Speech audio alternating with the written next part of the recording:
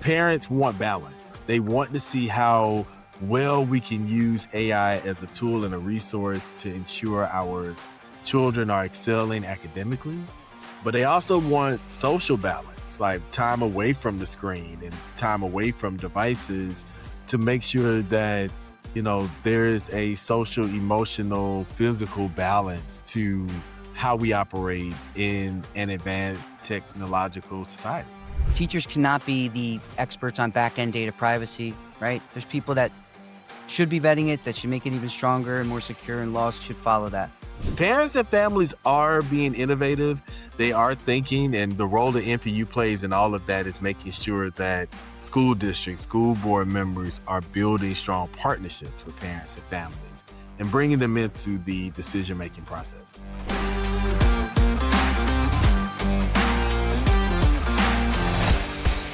Greetings, everyone, and welcome to the AMP211 podcast. We are honored today to be joined by Jason B. Allen, the National Director of Partnerships for the National Parents Union. Jason, how are you doing this lovely Monday? Happy Monday, everyone, and also happy Women's History Month. And I'm doing excellent on today. I'm super excited to be a part of the podcast and this amazing conversation. Joined as always by my amazing colleague and co-host, Rebecca Boltzma. Rebecca, how are you doing today? I'm good. I have 40 AI agents cooking in the background while we're recording this podcast, doing lots of interesting research and fact finding and admin tasks for me. So I just get to be present and enjoy. I love that for me. I love that for you too, and I love that for our listeners at home. If they're starting to dip their toe into agentic AI, you came to the right place. Jason, we would be honored if you could share with our listeners at home a little bit about who you are, the work you currently lead at the National Parents Union, and your passion and purpose. And we'll get to all the AI stuff after that. Let's learn about you as the person first, though. Okay, awesome. So, Jason B. Allen, I'm the National Director of Partnerships for the National Parents Union, which is the united independent voice of modern American families. We have over 2 million independent or individual members who are parents all over the country. And we also have 1,800 partners and affiliates that are within our partner network. I have the opportunity to engage and, directly communicate with these stakeholders.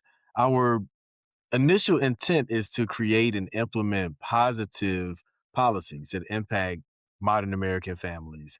We do this through our what now for this year in 2026 is called our Kids First agenda, which is our policy agenda focusing on economic stability, education, health and safety, which are the most important areas of concern for parents and families. And AI crosses all of these four areas. So I'm excited to talk a little bit more about how we are engaging parents and families in those four areas through AI.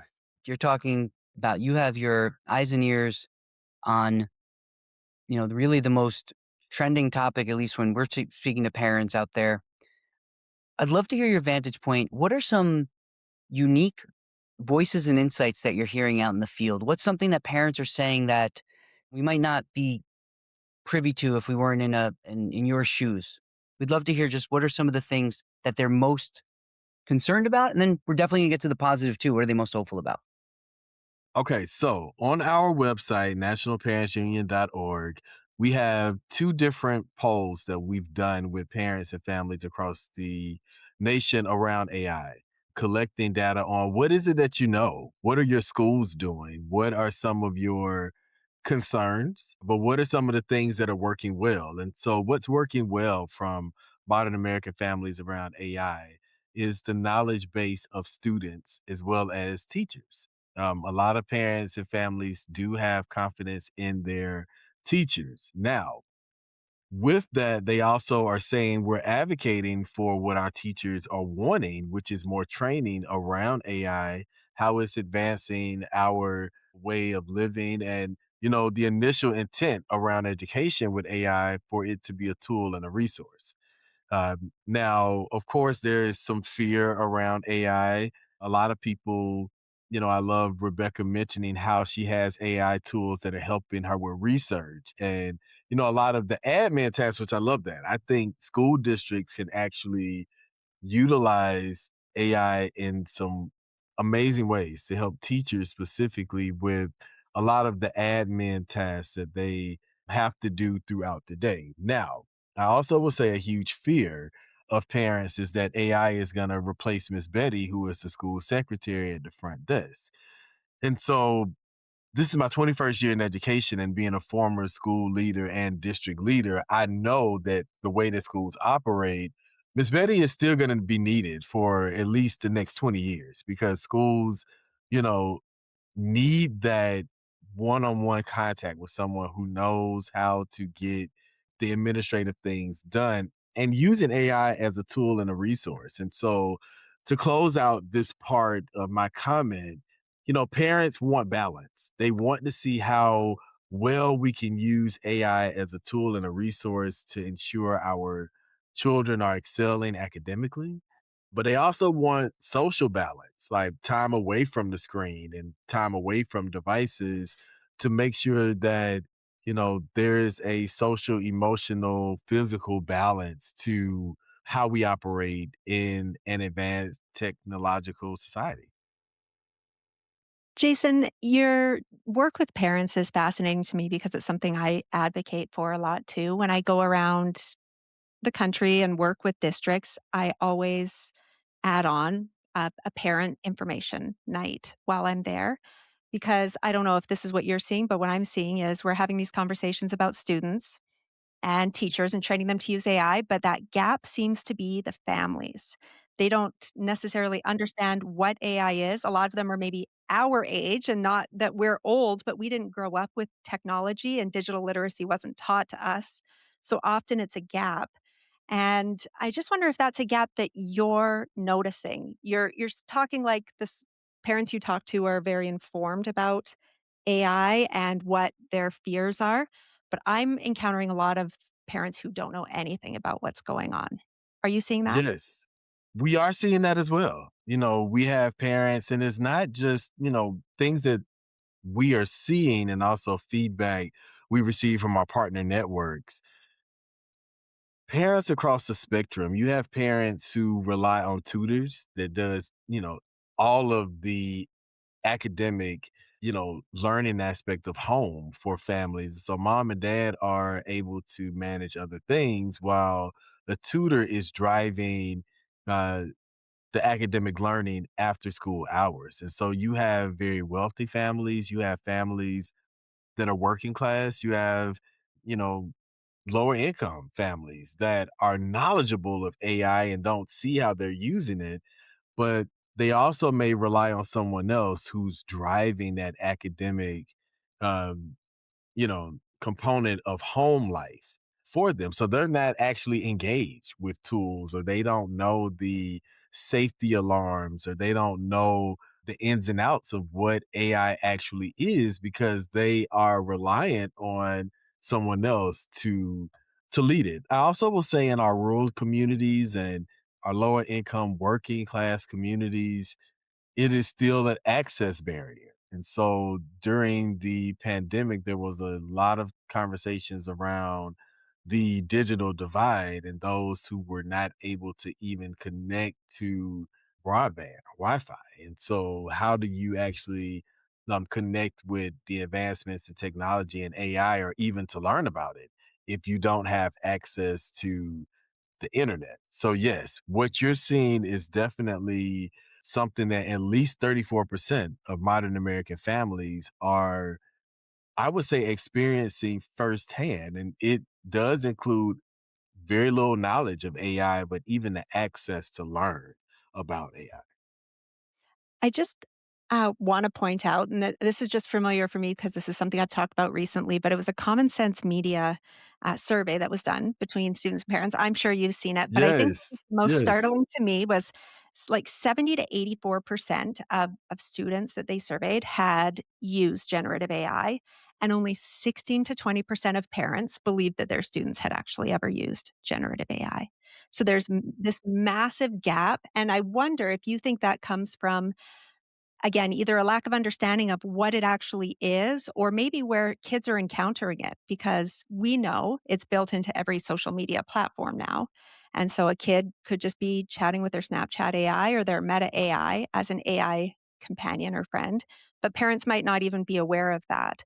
So I guess my question to you, as someone who's leading this work, is around like whose responsibility should this be to help everyone get on the same page here, or at least get a common level of understanding and literacy so that we can start having meaningful conversations about what to do next.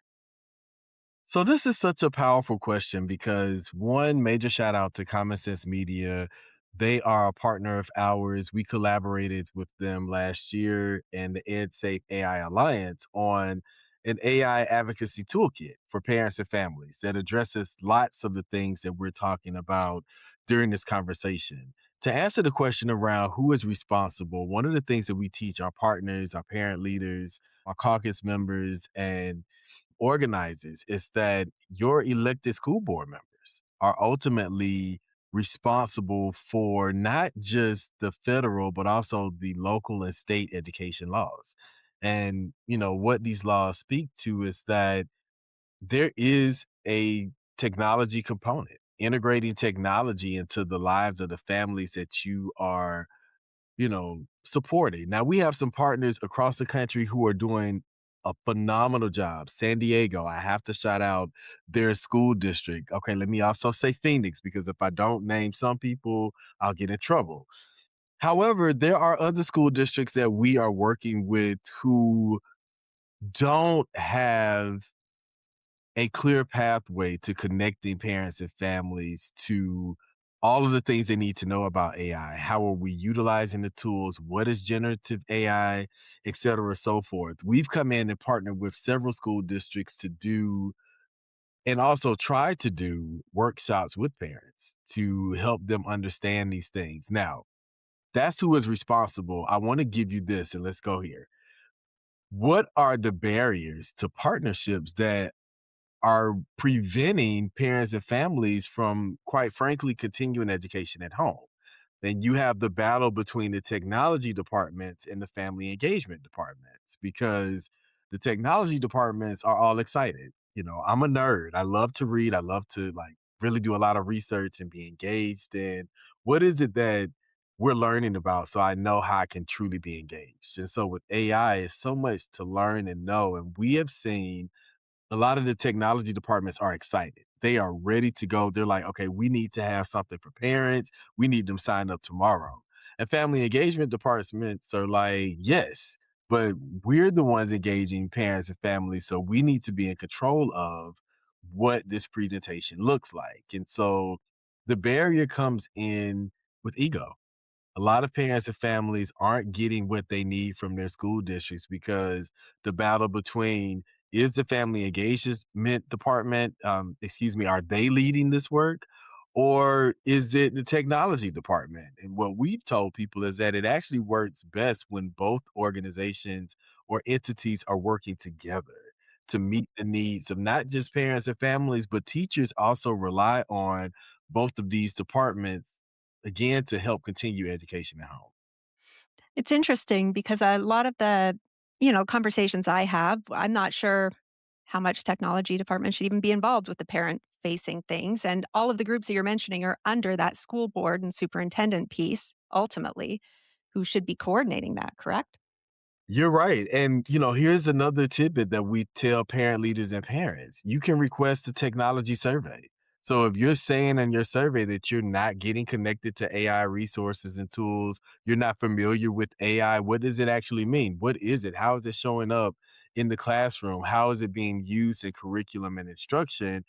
Per that survey, which goes to whichever department is housed, or, you know, asked to handle collecting that data, it ultimately does get to the superintendent and the school board. And so it is their responsibility to read through that data and say, wow, we have over 34%, or we have over 50%, or we have 78% of our families who are saying they don't understand AI. They're not connected to generative AI. They're not familiar with AI tools that we're using. We have a problem when we're using 30% of our budget around AI resources and tools for our teachers and students, and parents and students are saying they don't understand or they don't know what we're doing.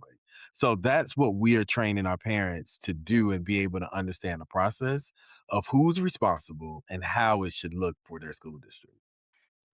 Do you assign any responsibility to the parents themselves or point them somewhere they can go if I don't know many parents who would It's request. all of the responsibility is actually on the parents and caretakers. So we come in as a partner to support. One of the things our national president Kerry always says is that we don't parachute in. We come when we're called, and we come as a resource. And so we make sure that parents, caretakers, families have what they need in order to get the best educational opportunities for their children.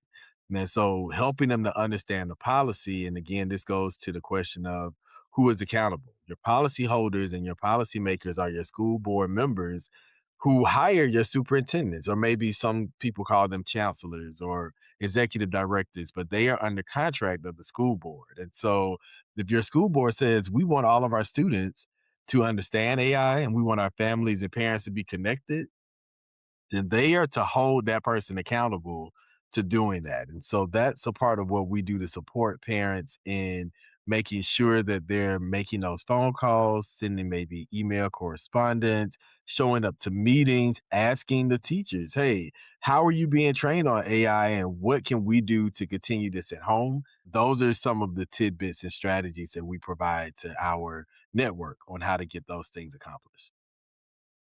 Yeah, I'd love to ask you, you talk about a couple different ways to engage with parents. And similar to Rebecca, we're the work we're doing, parents are at the center of it. We're finding great ways to engage with them. We're doing listening sessions. From the research you're doing, just from the practicality of ways you're engaging with parents, what do you find is the best entry point for people out there who are trying to engage their communities? Is it teaching people what AI is, right? In whatever facet you're going to do that. Is it teaching them, here's how your children are using AI at our school, and therefore here's tips on how to support them? Or is it something like, here are tools that you as an adult slash parent should be engaging with in order to, further yourself, your own skills, your personal and professional lives, etc. What's your answer to something like that, or a roadmap you could provide to partners out there? So what I would say to partners is the reality is all three of these things are needed. Now, from a district standpoint, you have families who fall in one of each of the three categories that you named. For teachers, I would say our standpoint would be the very last point, making sure that parents have the resources they need and the tools that they can use at home, again, to continue education at home. That's the teacher lens. I'm a certified teacher. I could tell you, especially a special educator, one of the things that we want is to get the tools into the hands of parents.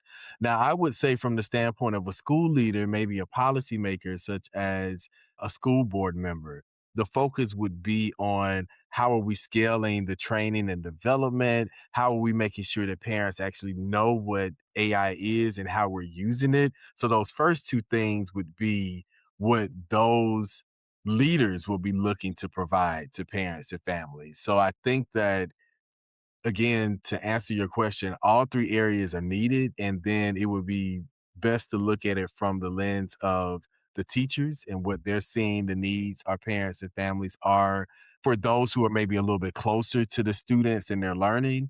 And then also from a budget and professional development viewpoint from the administrative and policymaker side, looking at how they can ensure that parents and families are being engaged with how they're spending money on resources for AI and also what it looks like in regards to the tools that their children are using. We talk a lot here at the M211 podcast, and it sounds like you do as well, right? You're really focused on the individual, the children, their parents, right? You're trying to solve a national challenge, but at the end of the day, each of these parents really are, hyper concerned about their own child and the outcomes they're going to get in the education system. So we often play a game here, the AI Effect. It's a nonprofit, the Rhythm Project, who has created this. And the main goal of it is, how do you strengthen human connection in the age of AI? So we often ask our guests to pick a topic, but there's one that actually I know is pretty relevant, and I would love to hear your vantage point on it and Rebecca as well. But I'd love for you to start us off. Does that sound okay to you, Jason? Totally. I love that. All right. So here's the way it works. I'm going to give you a scenario. You are going to, while you can say it depends, and obviously there's going to be nuance, and please do so if needed. We'd love it if you could start with, I think it would support human connection, or I think it would erode human connection, and then just say because. Got it? Okay. All right. So a teacher uses AI tools to prepare for an upcoming difficult parent conversation. Does that support human connection, erode human connection, and whichever you choose, why? I feel like it would support human connection because, again, it gives the teacher more time to study those things to prepare for the in-person engagement. I'm thinking about time management. I want to be able to prepare at being a teacher. What I would look at immediately is I have 30 minutes to prepare for this meeting. If the AI tools can save me 20 minutes that I can spend with engaging in resources to help me build better, partnership and connection with the family and parent that I'm getting ready to meet with, then yes, that's what I definitely want. So I feel like, yes, it definitely is a resource and it would advance the connection in that way. I think I feel exactly the same way. I have no notes on that. That's exactly kind of what I would have to say about them. I also concur. So this wasn't the most usually what the diversity of thought is one of the best parts of it, but I think in this case, yeah, we're all very very much aligned here. Well, and that's the case. Obviously, that was one from the parents' perspective viewpoint. Is it okay if we show you some of the other choices and maybe Yeah, totally. okay, all right. So here are some other choices that I'll just share on my screen briefly for you to check out. All right. So the Rhythm Project, the AI Effect game. We are going to be playing this actually on National AI Literacy Day with people from around the world, and they're going Awesome. to get to they're going to get to chime in and talk about it. So any that strike your eye. Creating an AI holographic version of yourself to attend a far away family gathering and report back. Is that even possible? That's I was about to say that's very interesting. I don't know how I that saw Tupac at would Coachella. Tupac was mm, at Coachella, and I don't think that was really him. Yep, you never know. There are a lot of rumors Yeah, about that's fair. I would say this would not like help build stronger human connection because the whole point of a family gathering is like bringing us together and being connected and maybe not so much connected to technology. So I think that, having a hologram, that's not the same as being present. You may be represented, but it's not the same as actually being present. So my response to that one. Rebecca, would you like to go next, or would you like me to go? yeah. Again, same as Jason. I don't even think that's possible right now. So I Phew, unbelievable, unbelievable. We've never had such alignment before. All right, and you can get the next one, Rebecca. And this time, ooh, I got a good one. We're gonna play the counterclaim game. So this time you have to say the opposite side and defend it. Okay, Jason? Okay, opposite side of what I would Opposite think. side Yes, to I'm what your on it. gut reaction is. Starting now. Go ahead, Rebecca. using AI to rate your physical appearance and offer tips to improve it. What would anti-Jason say? So let me think. Using AI to rate your physical appearance and offer tips to improve it. I'll give what I would think last, but what would be the counter of what I would think is, you know, this is perfect to help me build self-confidence and, allowing me to rate my own appearance as opposed to taking the thoughts of others that can be very overly critical and maybe negative and, harmful to my emotional being. It can help prepare me for what others may say that could be mean and harmful to me. So that's my counter. My counter would be similar, that you would using this might help. I'm thinking of young people, students, right? They might truly not have people in their lives who can help them, like think about some personal grooming or hygiene that might lead to them being ostracized by their community. So therefore, this could be a great tool for people who just don't have that kind of guidance and support at home. So it might help them really just acclimate or assimilate when that is something that makes them feel self-conscious and they just don't have people at home that can help them with it. Jason, I wanted to offer this though as something, obviously this is a free tool and resource by the Rhythm Project, but one of the things I found in my travels when we talk about wisdom collection is many teachers and administrators like having these kind of conversations with students about like rules and policies and best practices, and they're like afraid sometimes to speak to parents, which is their words, not mine. And these kind of games or ways to show these things get parents immediately engaged because no one's an expert on AI, but everyone has opinions. And I just want to highlight like this is such a way to like lower the temperature, get everyone to engage, and then obviously you can capture that wisdom and it helps you build those that nuance and kind of identify some of those gray areas out there. So it might be Okay, nice I for love some. that. Yeah, So, what I will add to this part, you mentioned National AI Literacy Day, which is a major day of learning, celebration, and also teaching about AI.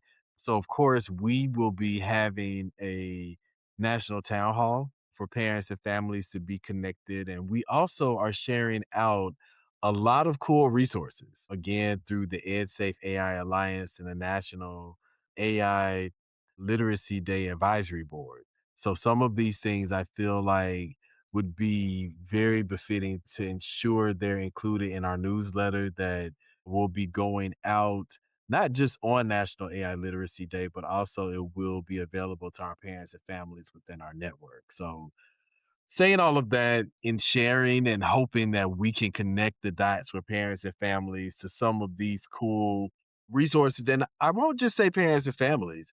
I'm also thinking about Community of Teachers, which is one of our phenomenal partners, and they are always doing icebreakers and trainings that, again, can incorporate this magnificent tool we just used or this game resource that we just modeled for everyone. Also, I'm thinking about Healthier Generations. That is a part of our social emotional coalition, and they do a lot of, connections with AI and using tools of parents and families similar to this resource we just used.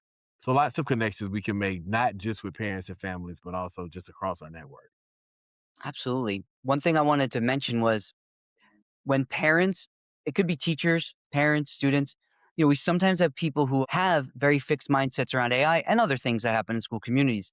So one of the things that we have found has been a really interesting way to get people to engage in this is we've learned two things that teachers have told us. One, bring students to these discussions when parents come because they will act much more civil if it's something that they feel strongly about when there are children there.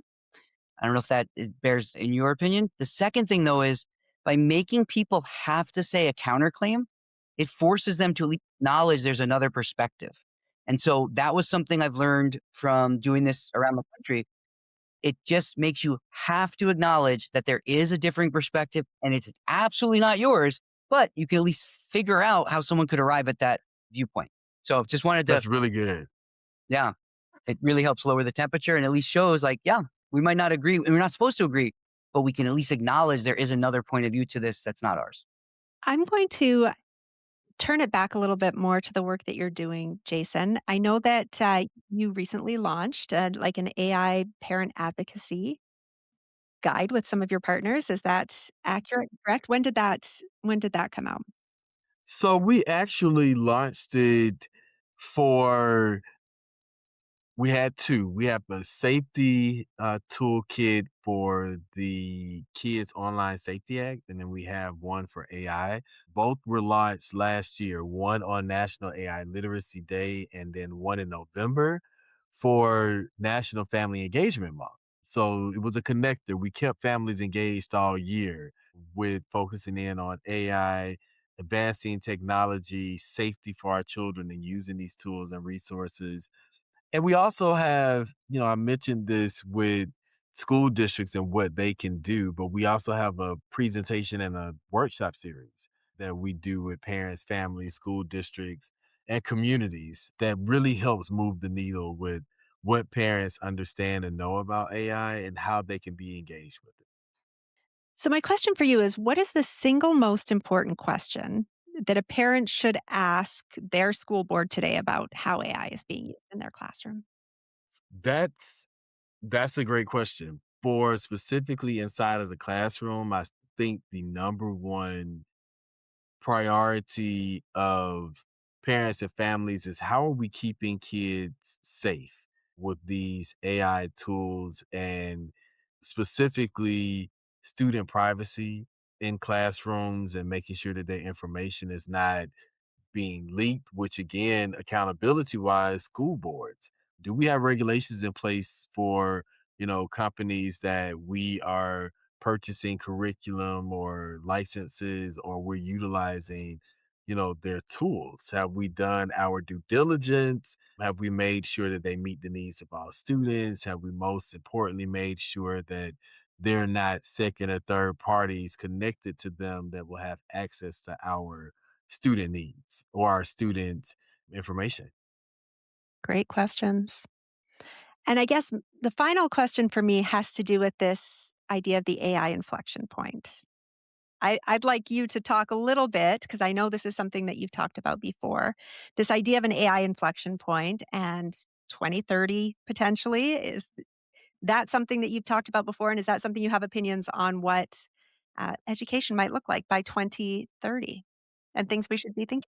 I've sit on a lot of different coalitions with AI, and I know that there's a lot of innovation that's happening with technology and also helping us to reimagine what education looks like. I think that there are really good models in other countries that connects to some of the other issues and concerns that parents and families have expressed. Climate change and, energy efficiency. How are we making sure we're connecting the dots there with the need for more data centers and advanced, technology outlets in our communities for connections to hospitals and, homes as well as schools, which connects to, again, safety, health, education, and economic stability. So there's a conversation there around how AI is connecting to all of these areas.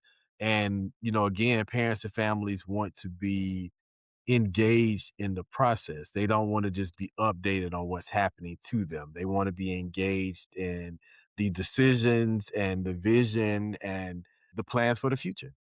Fantastic. And if you had to make a prediction of what this all looks like by 2030, what's your guess?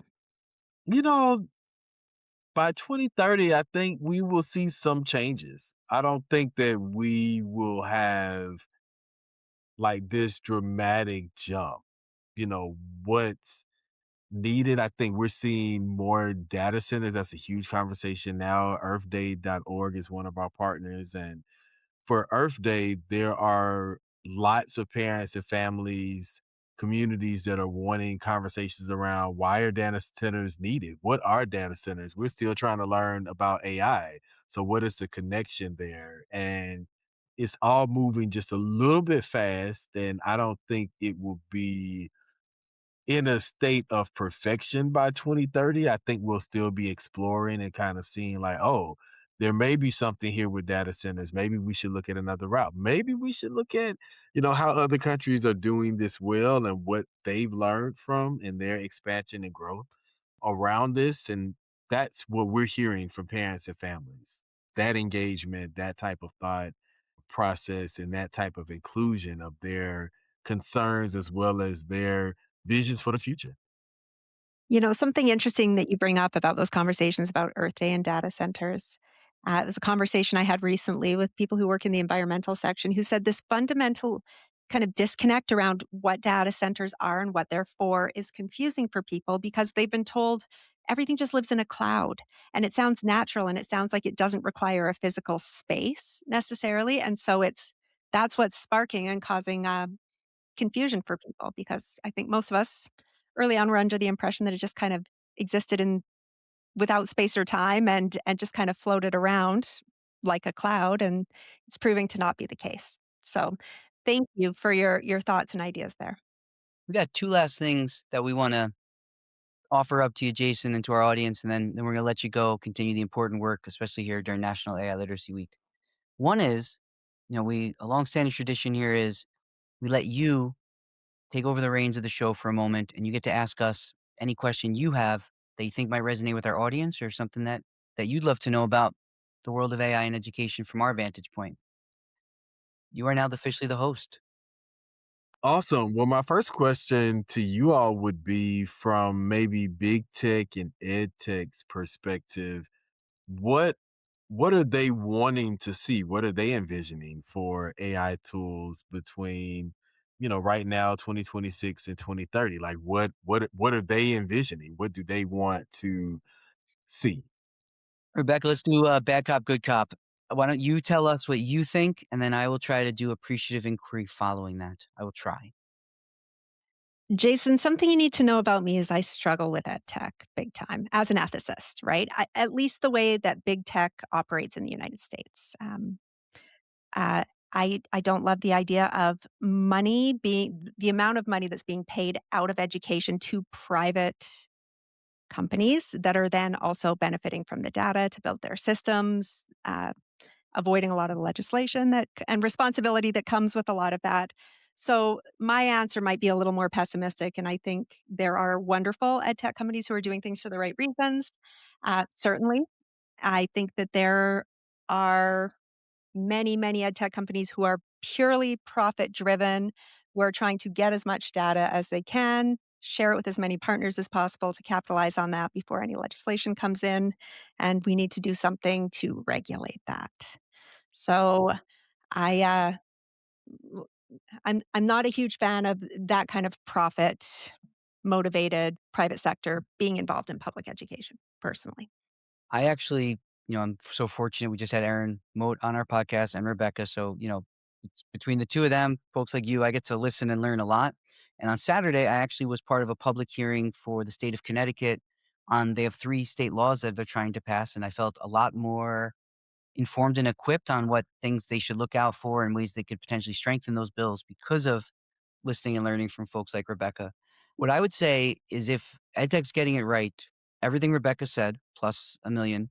But what I hope they actually do is kind of what I'm sure your organization and many other really strong nonprofit organizations are trying to do, which is go show parents what you're doing before you try to sell it to a school and students and teachers and make it more of a communal experience before it's driven just by profits and now you have to sell it and there's all this urgency.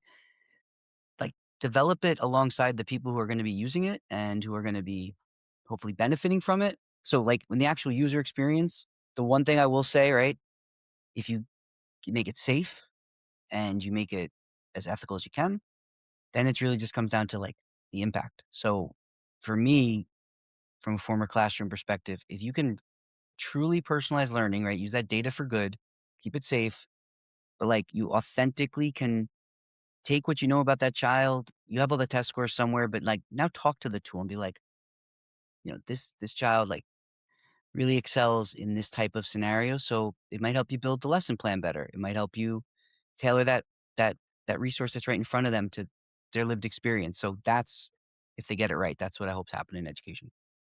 And I am still waiting for data to prove that that is going to be effective at all. I'm hoping it arrives at some point. Technology and I would education agree. data to back that up. I also would say, and I know we're at the closing, so I'm curious to just, and I'm going to go on a limb and put this out here from what I've heard from those in our network.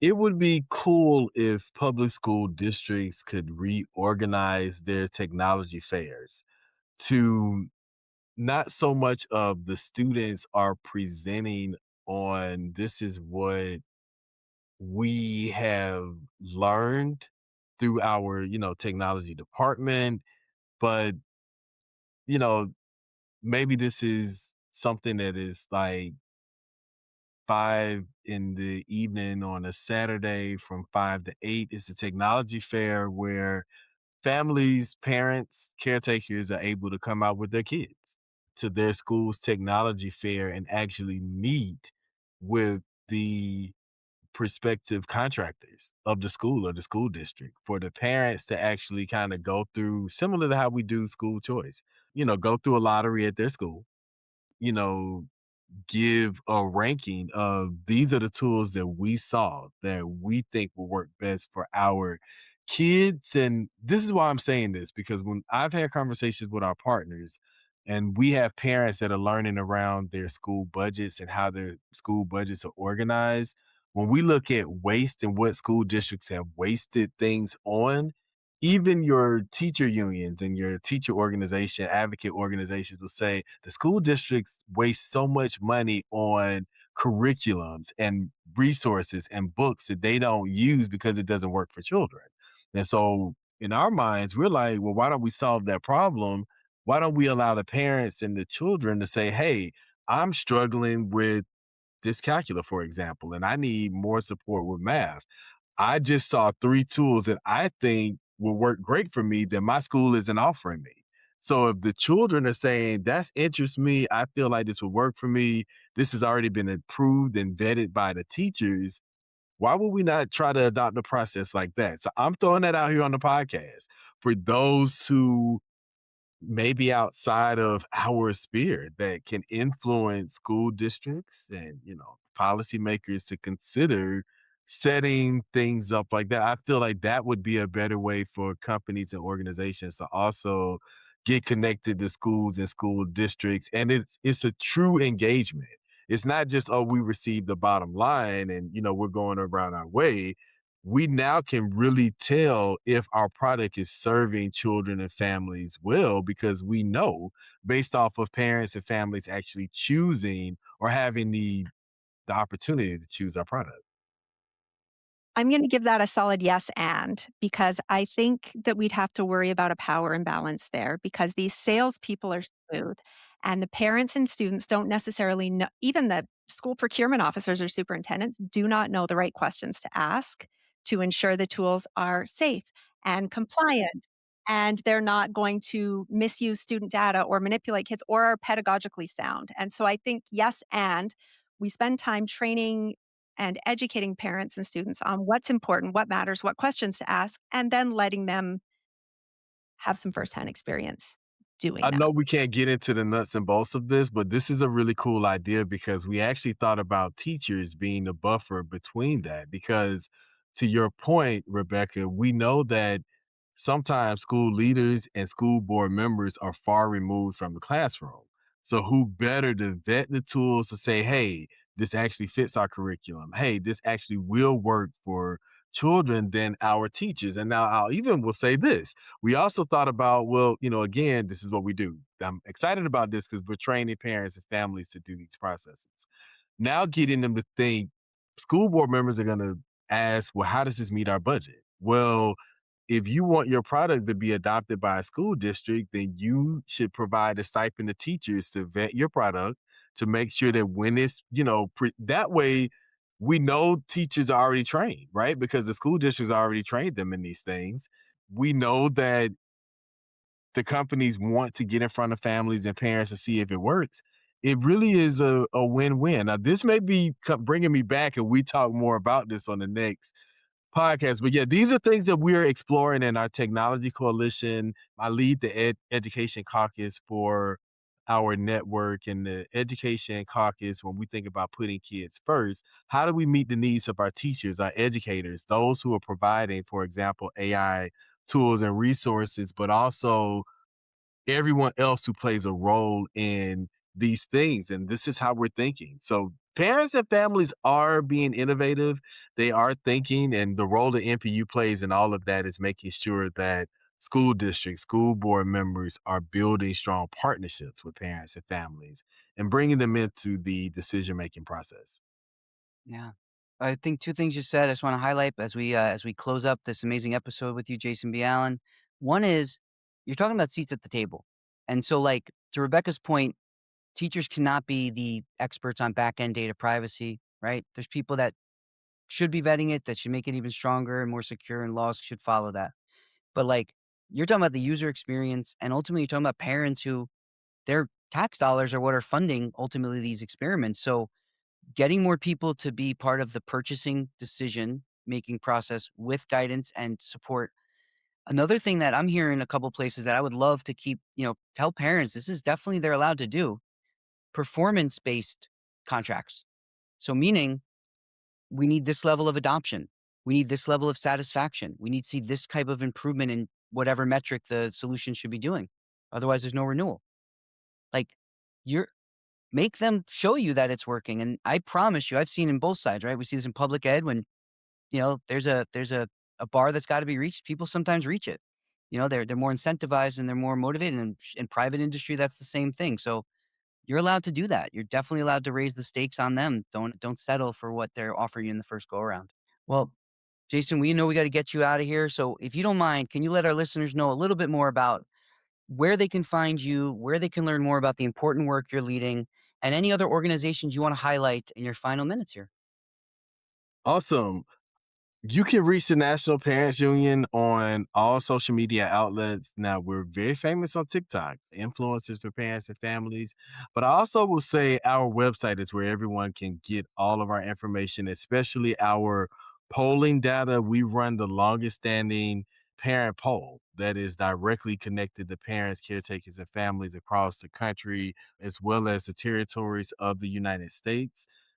That is where you can get all of our resources and our information. I also will give my email address in case you want to ask, how do we become a partner of NPU, or how can NPU support us in what we're doing to organize or bring parents and families together to ensure that policies are putting kids first. My email is jason@npunion.org. That's N as in national, P as in parents, union.org. Amazing. Well, thank you so much again, Jason, for everything you do and everything you lead. AMP211 listeners, we hope you follow Jason, you follow this amazing work they're doing at the National Parents Union, and you join and be part of this coalition to change education for the families that are out there supporting our students nationwide. Thank you again, Jason. Thank you, Rebecca, always for pushing the envelope on what we're discussing here on the AMP211 podcast. And to our listeners, have a wonderful day. Thank you all.